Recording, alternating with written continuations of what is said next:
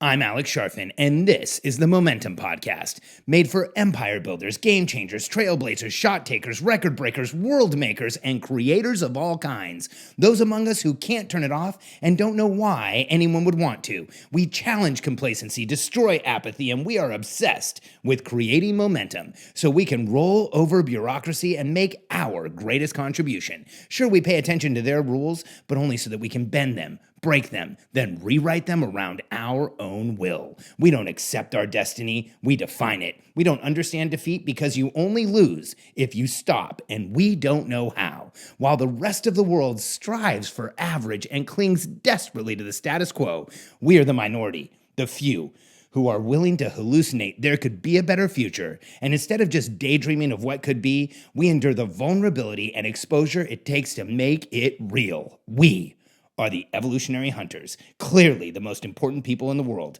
because entrepreneurs are the only source of consistent, positive human evolution, and we always will be. The 5-to-1 rule.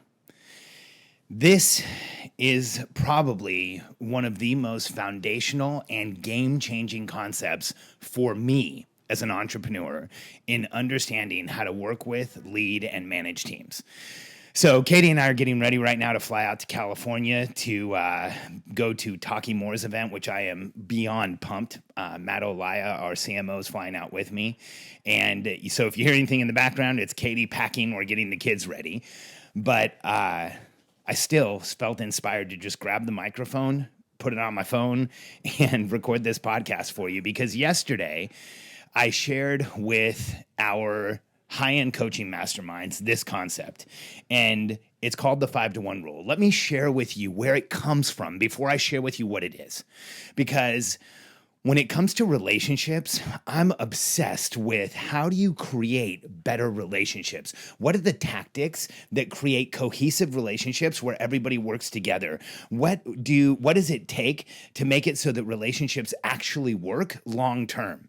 And so to that end, I've studied tons of different books and philosophies on building relationships and how they work. And by far, I think one of the most clear and cogent and revolutionary experts when it comes to relationships is John Gottman.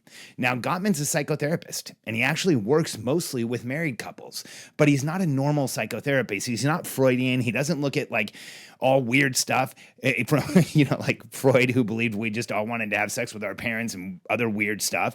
Gottman actually analyzes relationships, looks at the data, and then says, what makes a healthy relationship exist? How does a healthy relationship come into existence?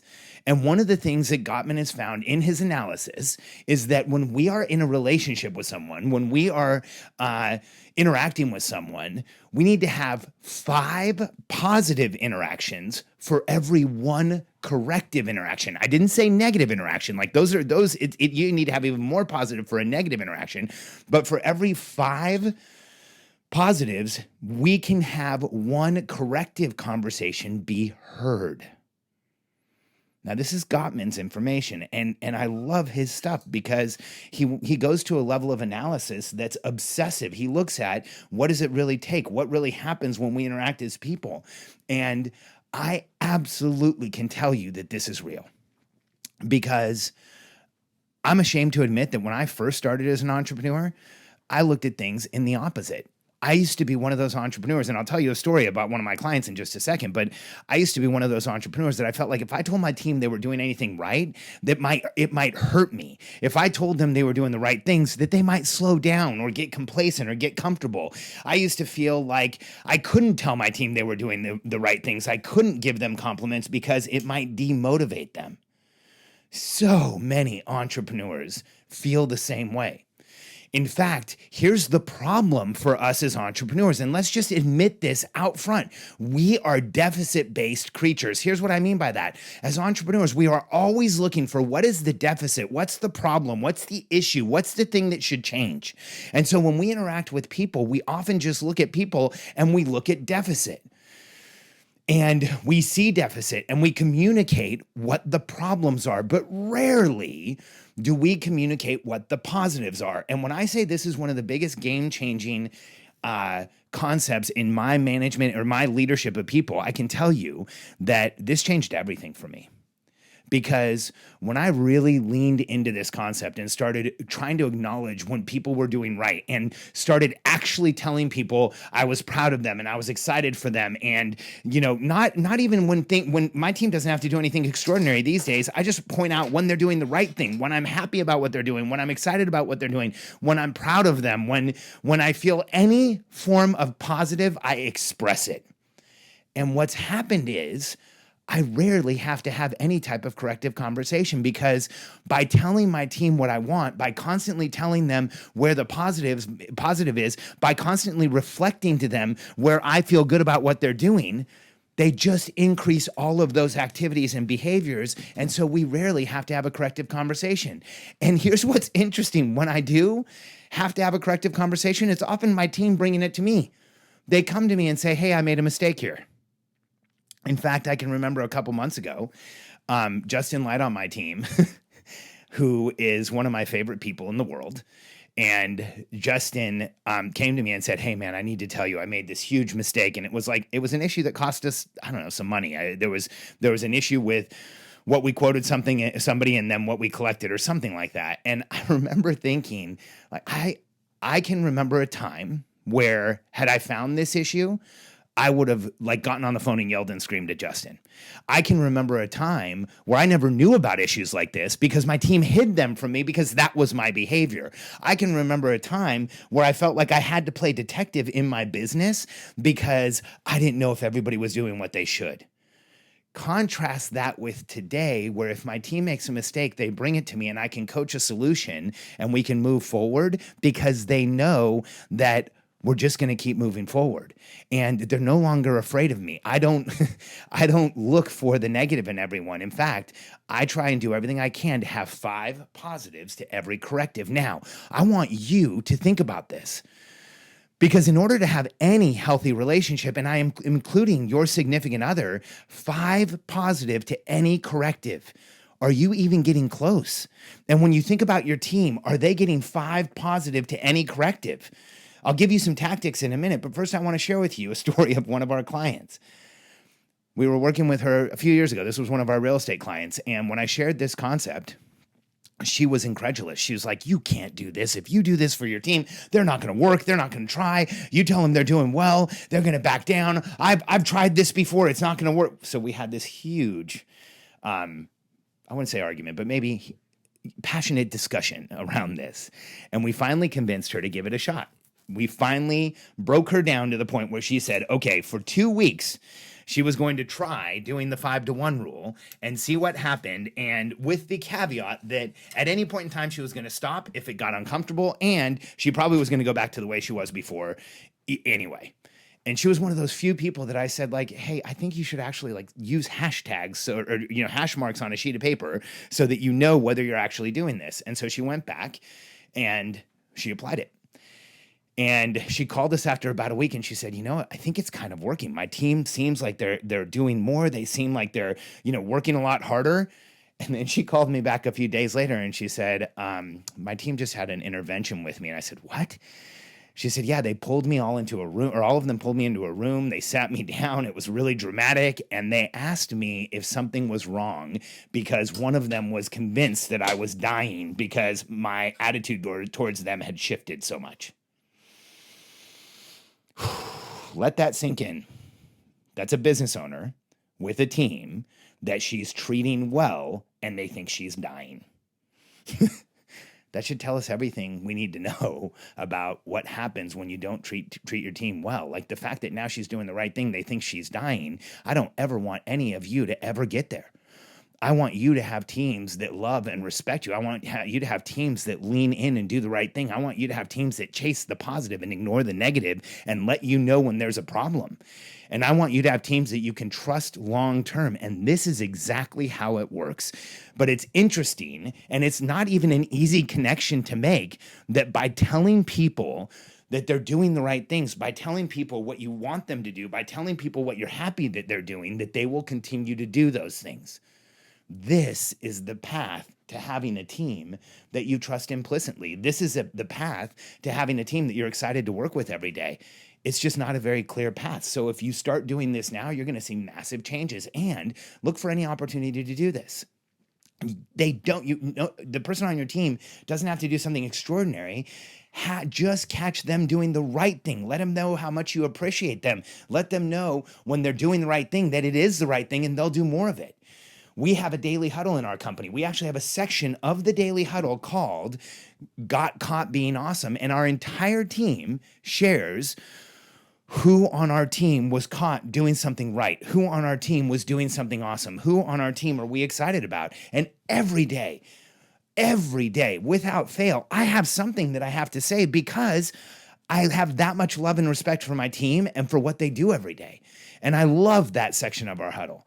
We look for every opportunity we can to catch somebody doing something right. And when you have opportunities like a huddle or a team meeting or in front of other people, and you catch someone doing something right, you get leveraged 5-1.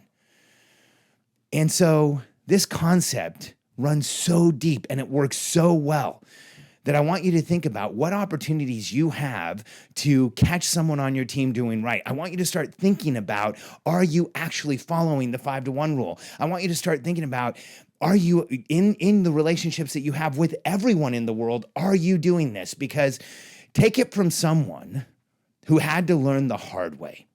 When I was in my 20s, I was the opposite. When I was in my 20s, I was a tyrant. When I was in my 20s, I went around looking for what my team members did wrong, and then I would jump on them and yell at them and scream at them when they did. When I was younger, I was terrible to work with. So I know that's why I'm so good at coaching people who have a tough time leading people, because I was that person. But recognizing this human dynamic where, as CEOs, as founders, as entrepreneurs, what we say is heard through a megaphone and what we do is seen through a microscope. We have to understand that if you're running the business and someone's on your team, you're one of the top 3 to 5 most important people in their lives. In fact, yesterday when we were on our call, I shared that as an entrepreneur, you often take a more important role in someone's life than their parents in the present. And that's actually been confirmed for members of my team, because they have a relationship with their parents, but they see you every day. You actually rise to a higher level of impact than their parents as the entrepreneur in the present. No one can override a familial relationship, but understand that's how crucial, that's how critical your relationship with your team members is. That's how much influence you have over your team members. And I would offer that's how much opportunity you have. Because here's how it really works. When you start catching your team members doing the right thing, when you tell them that they're doing the right thing, they're going to do more of it. That's going to help them grow as people. And people develop more through their position that they put all their time into every day than just about anything else in their lives. The opportunity you have is that as you encourage, as you tell people they're doing the right thing, as you help them see the illuminated path you want them to go down, you are helping them develop as human beings. And if you do that in a positive way, their development will be positive. Their growth will be positive. They will see you as a source of positive growth in their lives. Today, I have the privilege of working with Matt Olaya, not for the first, but for the second time. And part of the reason he's come back to our team is that he remembers being on our team years ago and all of the positive effect that how we lead people and how we treat people in our company had on him.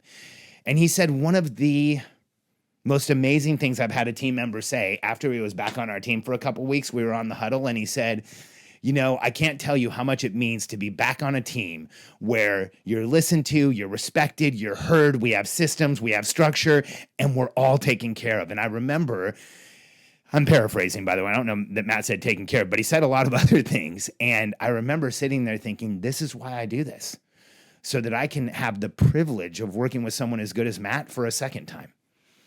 And for all of you, here's something I want you to understand about business. You know how people say everyone's replaceable? Well, that's real. You can always hire someone else. But I tell you, when you find good people, game changers, the people who make things happen, the people like Justin and Matt and Isla Brooke on my team, and Haley, my new assistant, who's incredibly amazing, and Eddie, our video guy, who's putting out stuff that normally would take 2 or 3 years to get from someone, and he's been with us for like 10 minutes. It's actually a couple months, but it feels like 10 minutes. And Leanne, who's helping build out our team. I look at the people who are contributing to us right now, and it absolutely blows me away. I can't help but continue to say positive things about them. And I know that the environment we've created is exactly what's attracting that. And I know that you can do it too. Follow the 5-to-1 rule and you will see everything in your business change. Now, I have an opportunity for you. If you're ready to go from 6 to 7 or from 7 to 8 figures, next week I'm doing a webinar, an online presentation. It's not a sales webinar like you've seen before. This is actually the exact same content that I shared at Funnel Hacking Live in front of over 3,500 or 4,000, however many people Russell had there, that I shared alongside Tony Robbins and Russell Brunson and Robin Sharma and Steve Wozniak, the co-founder of Apple. I've been flown around the world to share the content that I'm going to share next week. So I don't want you to miss this. All you have to do is go to billionairecode.com/focus and sign up. I'm going to be live next Tuesday at 3 o'clock Central, and I will answer every question there is. And here's what I guarantee you will happen by the end of that presentation. You will know way more about yourself as an entrepreneur than you ever have before. There's a reason why people said that the presentation at Funnel Hacking Live changed their lives. 2, you will know exactly where you are on the path to entrepreneurial success and what you should be focused on right now. And 3, this is a big one. You will be able to anticipate what's coming next. So you'll be able to prepare in advance for the success you haven't even achieved yet. Join me next week on Tuesday. billionairecode.com/focus.